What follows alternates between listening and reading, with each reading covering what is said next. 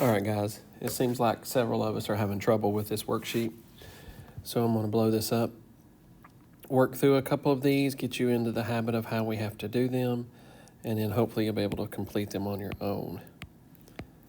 All right, so the first worksheet, or the first ratio table, what is it that I do to this 8 to turn it into this 4? Well, I divide by 2. Come up here to the 4 on top and divide it by 2, and you will get your 2 that goes on top of the 4. Now, come back to our 4. What do we do to our 4 to get 16? Well, we multiply by 4.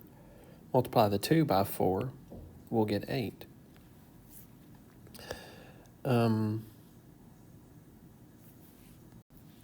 Looking at these, even though they're not in order, if we look at this one as what should be the first part of a ratio table, that would be 2 over 4. Notice the relationship that they're all 1/2.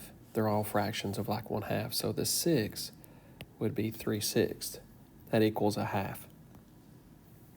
That will help you in all of these ratio tables. If you look at the fraction as, look at the ratio you're given, such as this 4/16 is a fraction. That equals the base 1/4. So 12 over what number would equal 1/4? Well, that would be 12 over 48, because if we simplify that, it gives us 1/4. 10 over 40 would equal 1/4, and 20 over 80 would equal 1/4. That's a second way you can do it. Looking at this third ratio table, what do I do to the 10 to get 200? Multiply it by 20. So I'm going to have to multiply 30 times 20 to get 600 for my correct answer.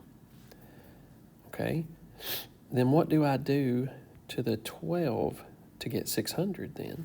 Well, that would be multiply times 50.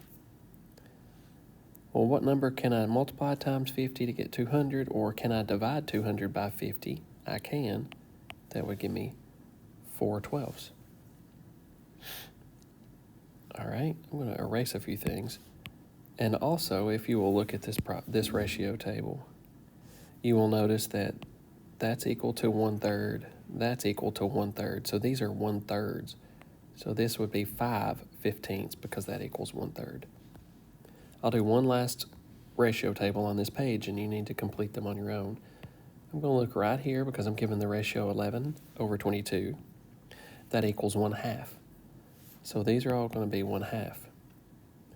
That would be 7/14. That would be 4/8 because each of these are equal to a half. If you look at each ratio downward and you simplify them all, they should all simplify to 1/2.